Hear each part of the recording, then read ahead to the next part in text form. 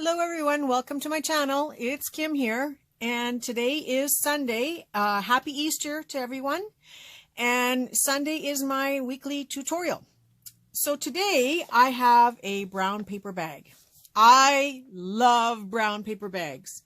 They are such a wonderful source of junk journal and collage material. I just can't even describe all the ways I use this thing. I use it for book pages. I use it as backgrounds. I make clusters. I make little notebooks. So there's no end to what you can do with these brown paper bags. So when I go to the grocery store or any retail stores and they offer me a brown paper bag, it's yes, yes, and yes, always. And not only can I use it for my collages, but I can still use it in other recycled purposes like wrapping gifts or for ink stamping. So it's endless what you can do with it. So what I'm going to do today is first show you how I take apart a brown paper bag. This is a full-size sack, as they call it in the States. This one doesn't have any writing on it except for the little bit of an imprint here on the bottom. But I usually just take my scissors and cut out one corner in the bottom gusset. Just big enough that I can get my scissors in there. So maybe a little bit bigger than this. And then I open it up a bit so that I can get my scissors inside. And I start to cut around this folded gusset piece.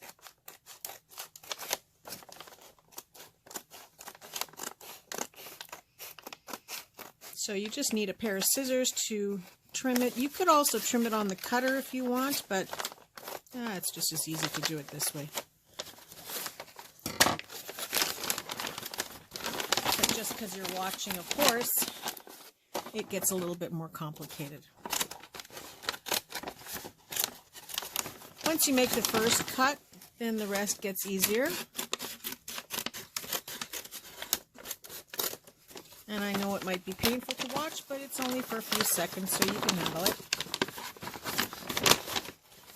And it's noisy, but I don't care.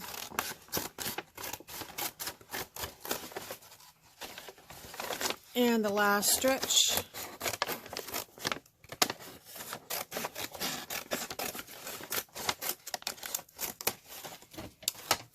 Okay, so there's that bottom piece that I've cut out, and we're going to just put that aside for now in my big pile of mess here. So I have this bag now with the bottom taken out, completely out on both sides. And I'm going to use my cutter just for a couple of seconds here. I'm just flattening it so it's straight. I don't have a lot of room with this cutter on the table, and I'm just going to trim the edges so that they're nice and straight. This is almost embarrassing. Okay, first cut. Then I'm going to go from the other side, and I'm going to measure to 11 inches because we're going to cut this into standard paper size, 8.5 by 11 size. So I'm cutting the 11-inch length.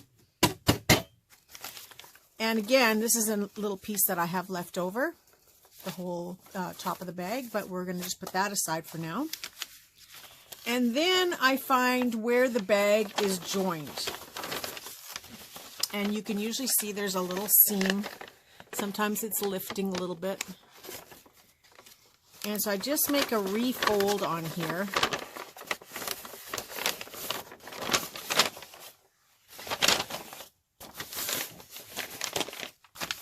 And I can either take my scissors and cut this open, or I can cut it on the cutter. And I'm going to cut it on the cutters just so I have it that it's straight.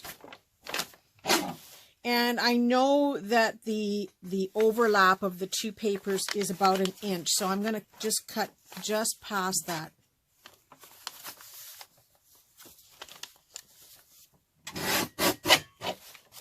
And now I have one long continuous piece that I'm working with. So one at a time, I don't fold it in half and cut twice. One at a time.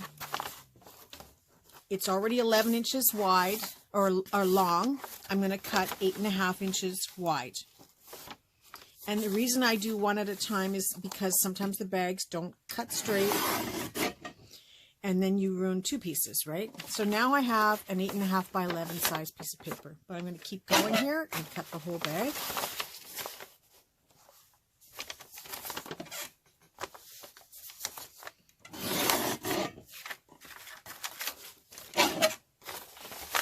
And again, a little bit boring to watch me do this, but you're just going to have to deal with it. And there we go. I get 4 8.5 by 11 sheets of paper out of the one bag, plus all of my little scrappy bits, which we will get to in a second. And I'm going to get this cutter out of the way, so just bear with me.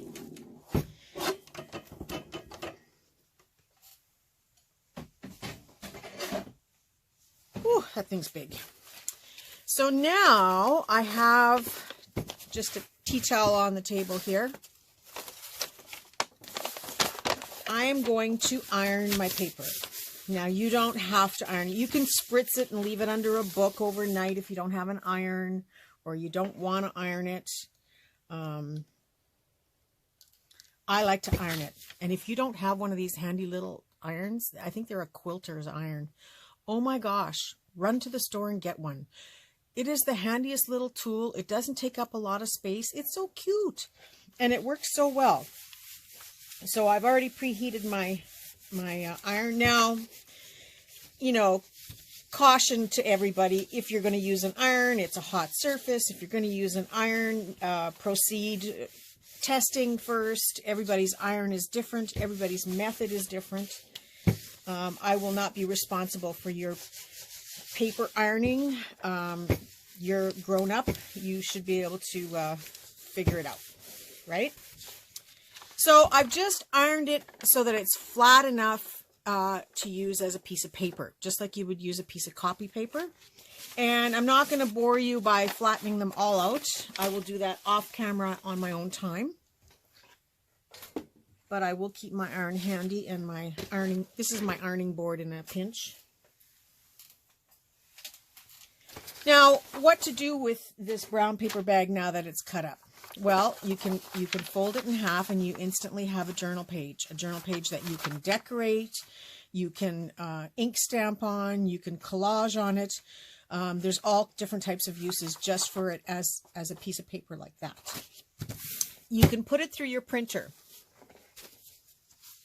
And what I've done here is I've printed just a digital page that I had right onto the paper.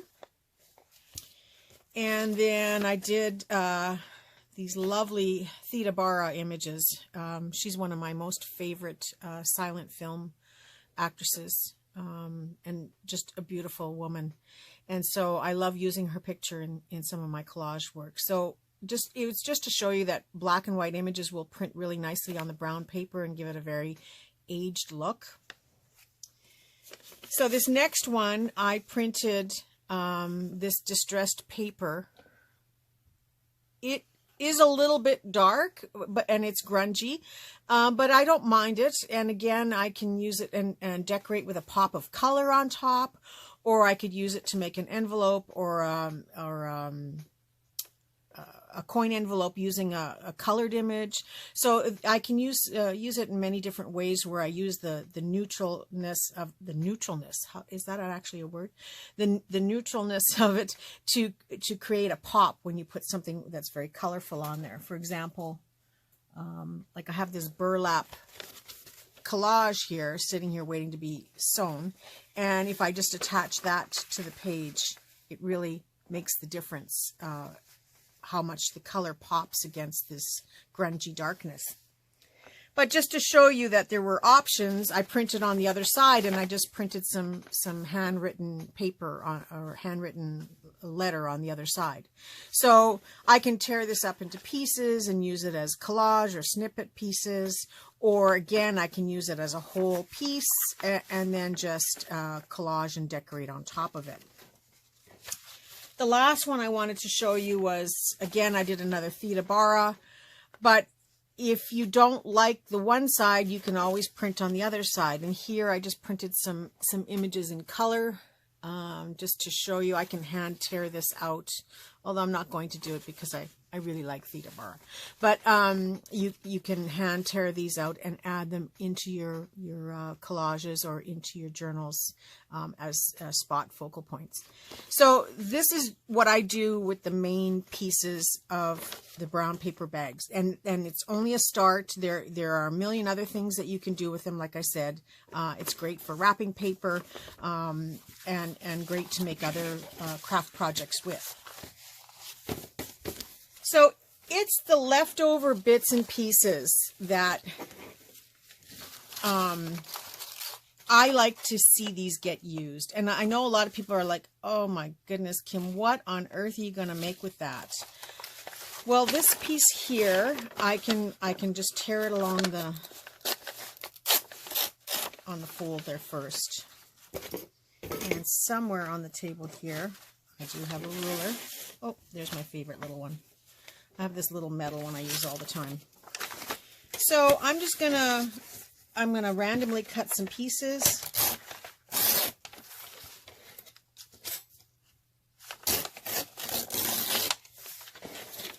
And I'm making them about the same size, but you can make them shorter or cut them the other way. But I'm going to take 3 of these pieces, and maybe this one I'm going to fold it sort of a little bit off like that. So this one isn't folded in half. And then this one I'm just going to fold it just about 1.5 inches down. And I'm going to nest this one inside of it. Can you see that? I think so. And then put this last piece on.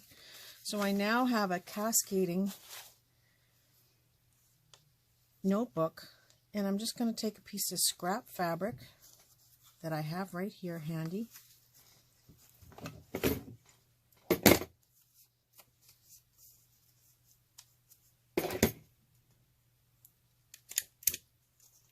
And I'm going to staple it on for starters.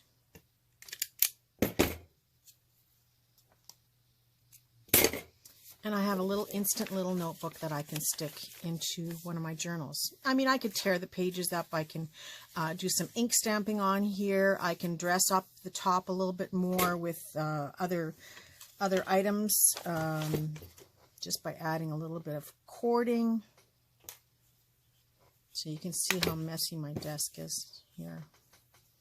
So just gluing this a little bit on top just gives it a little bit more of a pop on the top, and it's ready to go in my journal, just like that. Bang, bing, bang, bong, right? Ta-da! And so I can turn this whole thing into notebooks. I can use this to glue on the back of tags. I can use it to make journal cards. I can ink stamp on here. I can add and collage other papers on top. So again, none of it gets wasted, but I do recommend that you use it right away. Use it or lose it, because if you don't use it right away, it just ends up in the pile, and then more stuff gets piled up, and you just get overwhelmed, and then you don't make anything. But if you take a few minutes, like you saw, I made this notebook in 2 seconds. If you take this and make several more notebooks, it's done and it's gone, and you now can add this into your ephemera box ready to go. So then my favorite part is these bits. These get used for everything. I tear this up into little pieces. I can ink stamp on here and make spot collages out of it. Same with this piece here. I can turn this into labels, and I'm not going to do a label. You've seen me do a million labels, but I can turn it into a label. If I take a piece of book page with a number on it, I don't know if you can see that.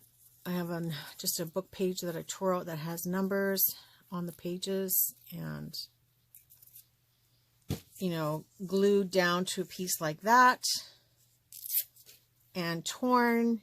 Maybe do some little bit of inking or stamping on it, and you have a cute little cluster thing that you can add on to your journal pages or onto a tag. So it really doesn't take much to turn this into something else.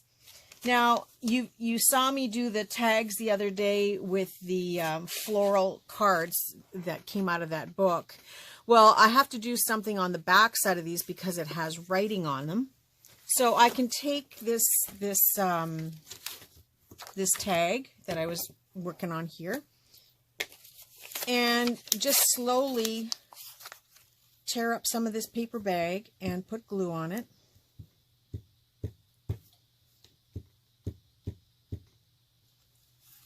And start to collage over top of the back side. And this will give me a nice finished back of my tag or my journal card.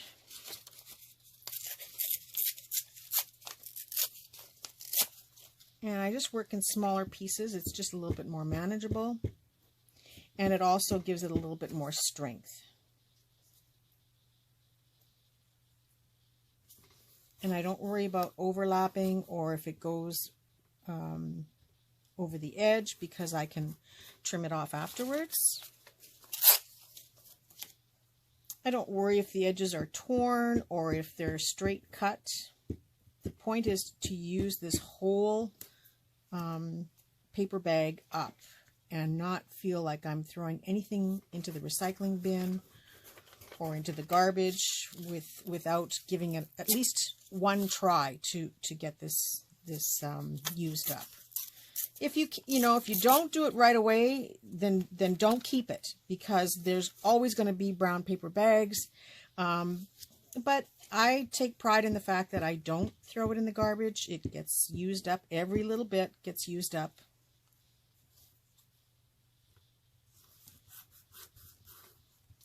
Now I have that one little piece here. I'm just going to cover in the center.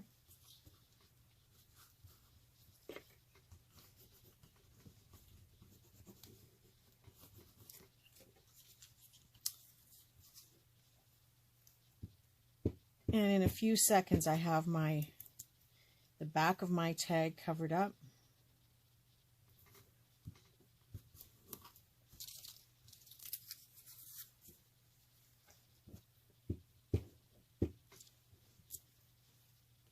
And it's ready to be decorated. So that's just using these little bits of scraps that are here on the table.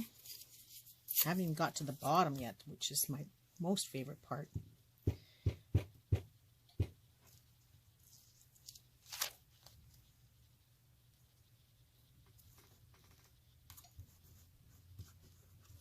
Oop.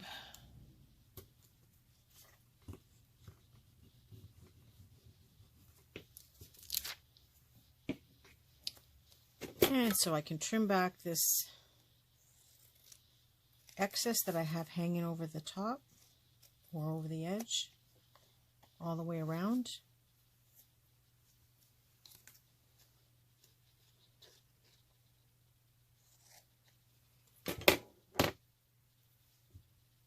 There we go.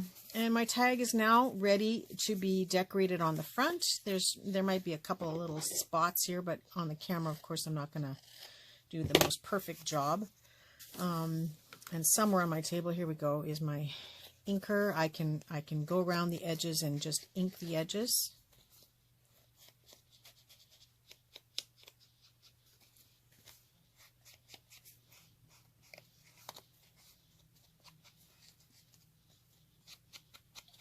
Now, I do sew my tags, so this will get sewn down as an extra measure of holding it all in place. And when I'm not doing this in a hurry, I do a much better job, of course. Slice my corners or my edges, my tag. And trim off the little nubby corners at the bottom. And my tag is ready to be decorated. So that's all pieces of that brown paper bag. And I will make sure that this is all secure, you know, off camera, of course. But it does get used up. And even this little number that I cut out, I don't want it to get lost in the pile. So I will just put a little bit of glue on it and add it to the back of my tag. So that is the back side of a tag using pieces of the brown paper bag. Now this next part, and off camera today, I will use all of this. It will all get used up before I move on.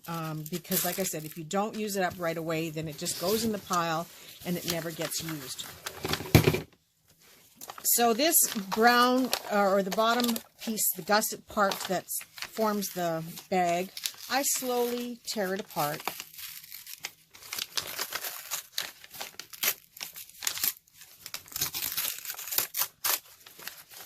And sometimes it tears nicely, sometimes not so nicely, but if you just play around, you can get it all opened up. And if there are a few little extra bits, you can just pull them away. I will discard this. I'm sure I could craft something out of it, but for the sake of this video, I'm not going to.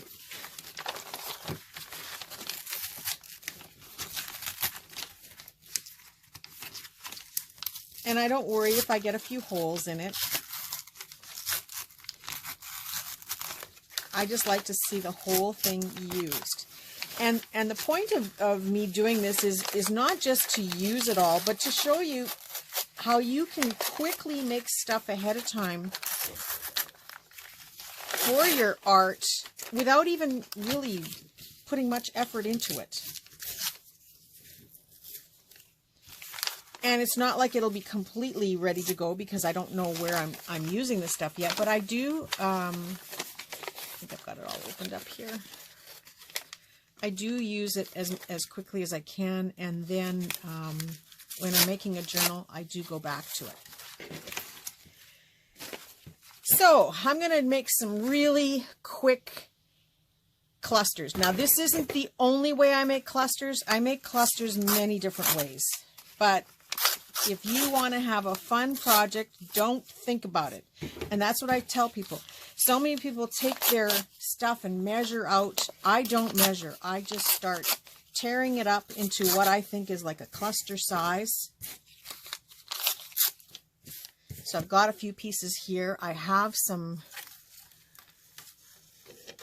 fabric. I thought I ironed some of this, but I don't know where I put it. If I did iron some recently. It looks pretty big. Okay. Yes, my desk is horrible. Okay, so I'm going to start with this piece here and my scissors. And I'm just going to tear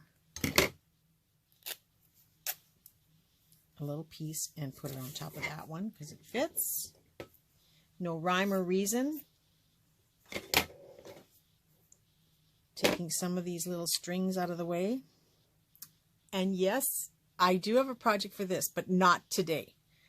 But this one has a little bit of a point to it, so it looks like it would fit nicely on there. I think I'm going to add it there.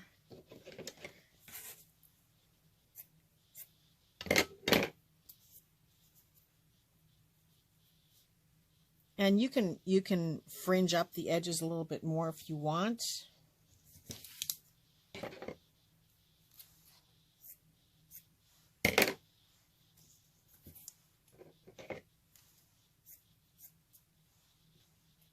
I wish I knew where I put the one that I ironed, because I did have one nicely ironed here.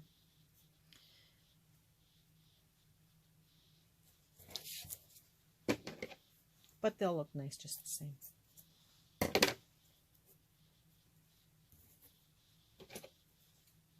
And if you're following along in my work in progress, I have a pile of journals that I'm working on. So a lot of these clusters that I'm making right now will get used very quickly in that project. So here I've got a second layer. Now for a third layer, I'm just going to take a book page I've got some pre-cut already. I'm going to put one like that, one there, one there. Ooh, do I cut that one or do I keep that number? Always a dilemma. Now that's just plain, so let's take some dictionary page that I have here.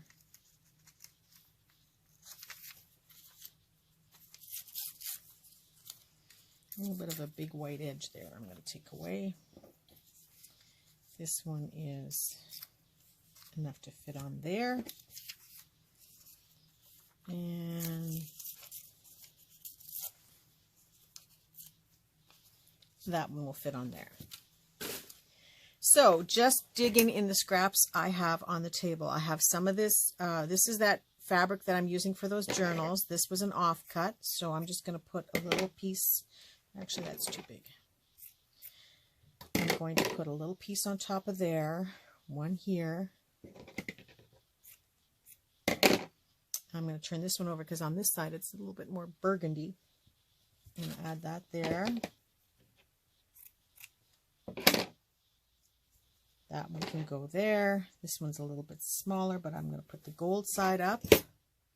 And let's see, I should be able to find one more piece. Here we go. I'm going to add that there. And we still need one more. So I've got that. And since I was showing you this gold, which is so pretty, I'm just going to add a piece there. A longer piece there. Another one there. And there. But I do have some of this lace.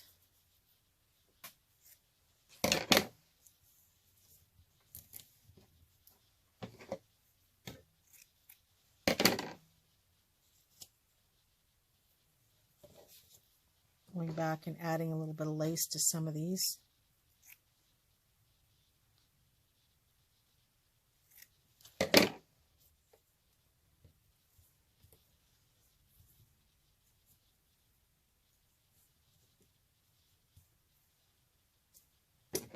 Actually, now I think I'm going to add lace to all of them. It looks nice with the lace, doesn't it?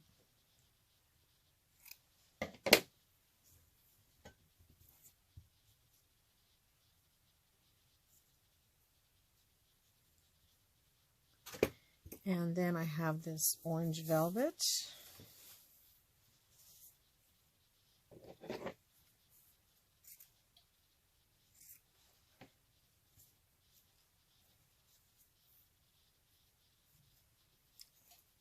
And another piece going there.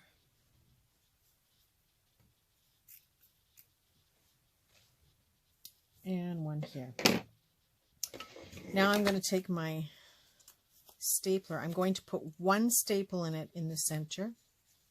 And this is just to hold it in place until I can stitch it with my sewing machine.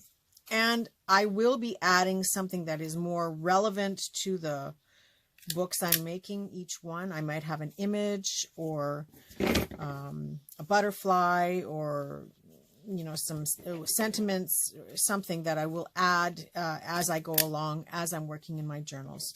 But these will just go in the pile until I'm at my sewing machine. Usually I have about a couple dozen of these at a time going, ready to go through the machine every time I'm changing color of thread or something. And I don't worry too much about thread color because it's all part of the journaling process, but I wouldn't want a stark white on something that's grungy. And same with if I was working with white lace, I wouldn't want to use my black thread going through the machine, but that's just a personal preference. So these are all now ready to add some type of embellishment or something to just enhance them individually. And just to give you some ideas, because of the color combination I'm working in, I might glue down a butterfly now. So if you can see, That's all I need to add to this little collection is a butterfly. And all of this is made with this brown paper bag that you would have thrown away until today. But yes, I can go and make another, probably at least another dozen out of here. And you saw how quickly it is and how quickly they're put together. And I don't have to waste and put a butterfly on here until I'm going to use it, because maybe the journal I'm working on, butterflies aren't going to go with it. But you know, these are usually the colors I work in. These are the colors that I love to work with. So whether it's a butterfly or a bird or a picture of someone, regardless, it'll get used up, and these pieces can sit until I'm actually ready to use them. I can also add, like I just have it on the table, I can add a flower into the center, although that's kind of ugly compared with this color, but I can add a flower in the center. I can glue 3 buttons down the center.